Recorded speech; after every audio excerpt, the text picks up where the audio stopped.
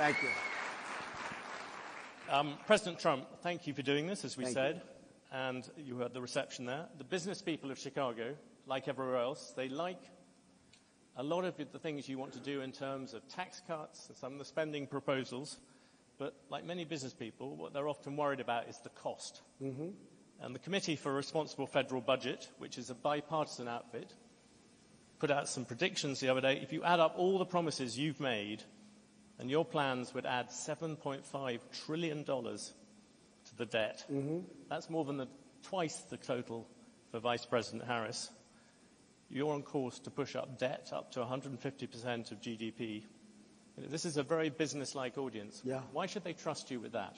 Because we're about growth. She's got no growth whatsoever, and we're all about growth. We're going to bring companies back to our country. You look at, even today, as I was driving over, I see these empty, old, beautiful, like steel mills and factories that are empty and falling down.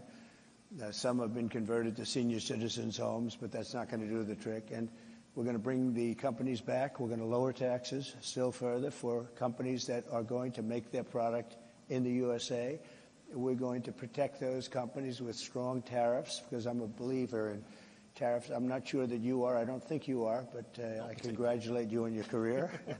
But to me, the most beautiful word in the dictionary is tariff, and it's my favorite word. It needs a public relations firm to help it, but to me, it's the most beautiful word in the dictionary. Tariffs, do you think that will bring in the revenues? To use another bipartisan group, yeah, Peterson Institute, they say they only bring in $200 billion.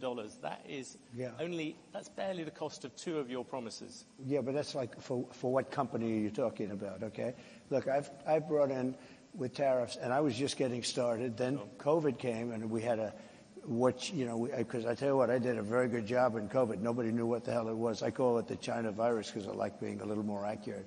But when that came, but we got hundreds of billions of dollars just from China alone, and I hadn't even started yet.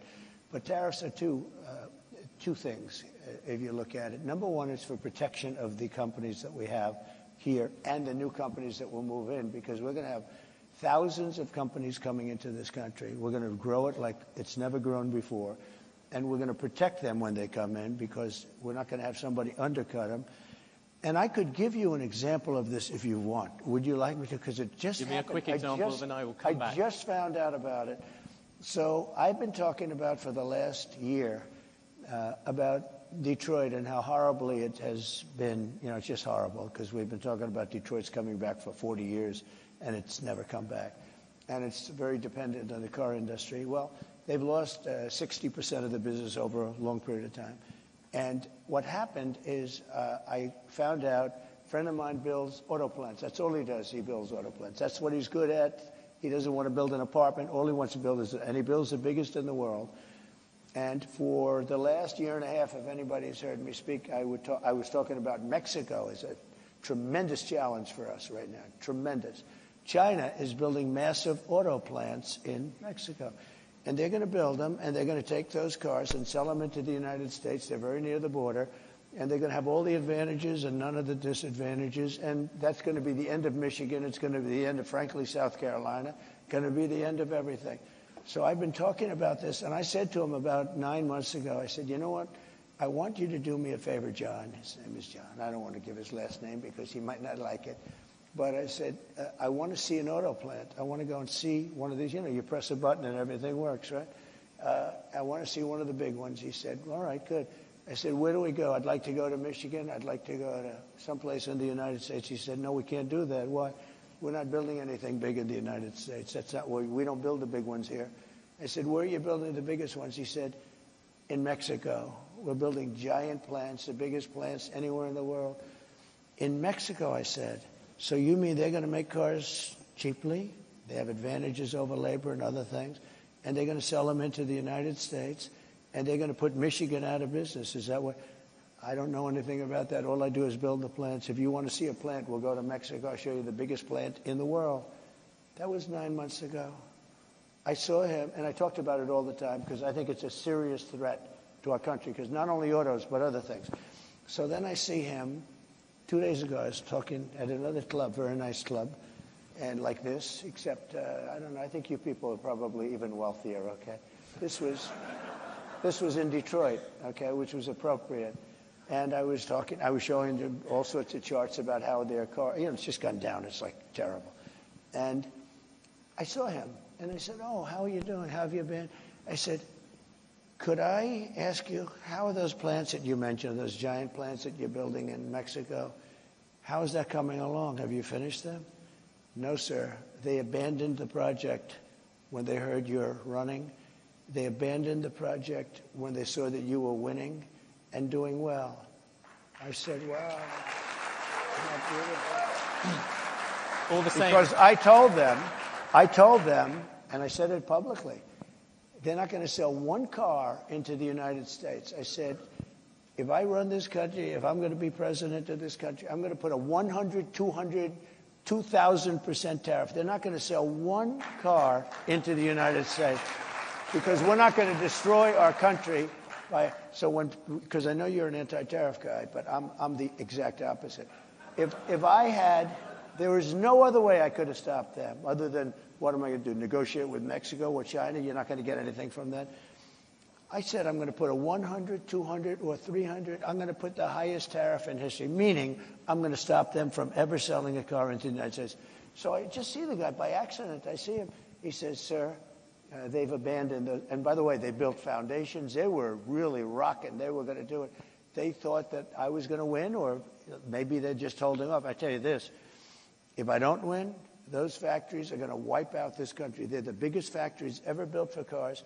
They're going to wipe out our country. If she wins, and she doesn't know what the hell she's doing. If she wins, she's not going to be thinking about, I couldn't, every speech I made having to do with cars, but every speech I made having to do with tariffs, I'd mentioned that our country is being threatened by Mexico. Now, all of those things, beyond even the car companies, all of those things are now dead. They're dead. I asked him, will they start? Probably not. They're dead as a doornail. If she gets in, it'll start up again. President Trump, I let you give your example. No, you talked a lot about tariffs. You look at the American economy, 40 million jobs rely on trade. It accounts for 27% of GDP. Okay. If you cut that off, that's also going to have an effect on many, many business people here. Yeah. Tariffs also have another side. Isn't that something that you have to acknowledge? No. You could be plunging America into the biggest trade war since Smoot-Hawley. But there are no tariffs. You're going to stop. There are tariffs already No, at the there moment. are no tariffs. All you have to do is build your plant in the United States, and you don't have any tariffs. People, This a is lot what of I places, a lot of places like this, there are a lot of jobs that rely on foreigners coming here. You're going to basically stop trade with China. You're talking about 60% trade on that, 60% tariffs on that. You're talking, as you said, 100, 200% on things you don't really like. You're also talking about 10, 20% tariffs on the rest of the world.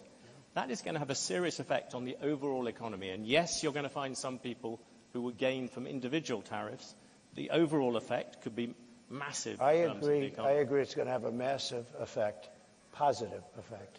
It's going to be a positive, not a negative. Well, let me just let me tell you. I know how example. committed you are to this, and it must be hard for you to spend 25 years talking about tariffs as being negative, and then have somebody explain to you that you're totally wrong. It'll have a negative. It will have.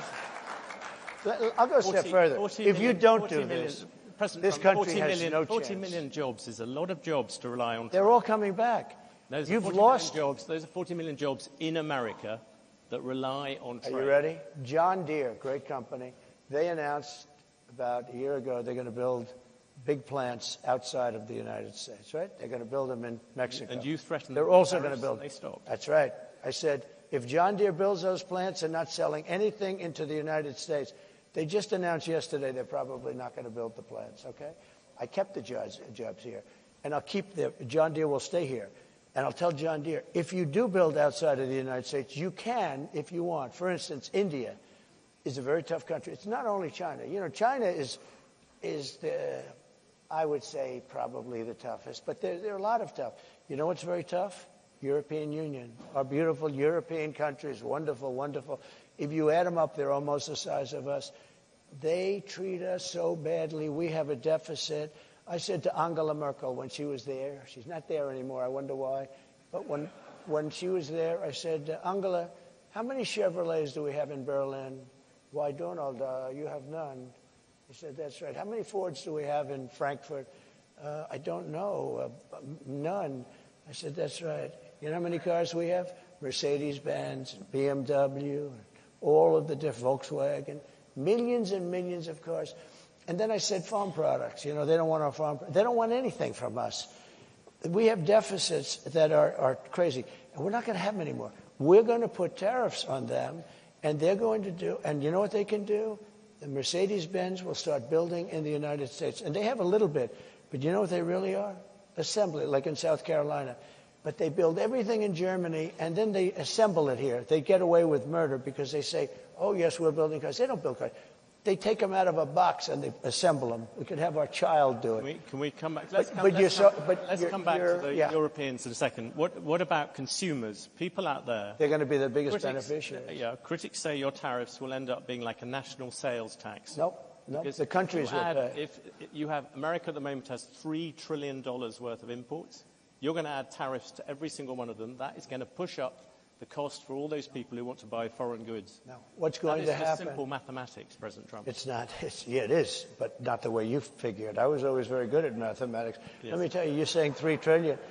Those companies, and they don't have to pay. And if, by the higher the tariff, the more likely it is to have them come into the country. The higher the tariff, the more you're going to put on the value of that piece, those goods, the higher people are going to pay in shops. Ready? The higher the tariff, the more likely it is that the company will come into the United States and build a factory in the United States so it doesn't have to pay the tariff. That will take many. No, it will go quickly. Years. In fact, I'll tell you, you know, there's another theory is that the tariff, you make it so high, so horrible, so obnoxious that they'll come right away. When I do the 10%, 10% is really, first of all, 10%, when you collect it, is hundreds of billions of dollars. The numbers that you're talking about, all reducing our deficit. But really, so there's two ways of looking at a tariff. You can do it as a money-making instrument, or you can do it as something to get the companies. Now, if you want the companies to come in, the tariff has to be a lot higher than 10%, because 10% is not enough. Guys, they're not going to do it for 10. But you make a 50% tariff, they're going to come in. Let me tell you the other thing about tariffs that's great. Our steel companies, as you know, 3-4 years ago, they were all when I was in office, I saw a man from a big steel company, and he was devastated. I knew him for a long time, and it's been a tough business. It was a great business many years ago, and I would not let U.S. steel be sold to Japanese, by the way. It's psychologically, I think it would be a That's the Nippon steel, as you know. Yeah, I wouldn't let it be sold. But I would stop it if it hasn't been completed by the time I'm president, because I think it sets a horrible tone. But I had a lot to do with steel. We were going to lose all our steel companies because China, as you remember, was dumping steel at levels that nobody's ever seen before. And I put a 50% tax on that and tariff on that, all dumped steel. And it was also bad steel. It was what they call dirty steel. It wasn't good steel, which is a bad thing for structural components of buildings and planes and things like that. They were dumping crap into our country. And I put a 50% tariff. I started at 25. I raised it to 50 because the 25 didn't quite do it. I raised it to 50, and that did it. They stopped dumping steel. And I saved our steel mills by having that. We saved it. We saved our steel. Now, what was left, because we've lost so much, but there are certain companies you have to have. There are certain things you have to have. Steel, you have to have. If you go to war, you know, there's a possibility you go to war. I kept us out of war. I was the only president in 82 years that kept you out of a war, except I defeated ISIS, but I inherited that war. There's no wars. And by the way, and I think it's very important, you can go, you know, I call it the weave. You can call it, you have the weave as long as you end up in the right location at the end. But while we're talking about it, we have never been so close to World War III as we are right now. With what's going on in Ukraine and Russia and the Middle East.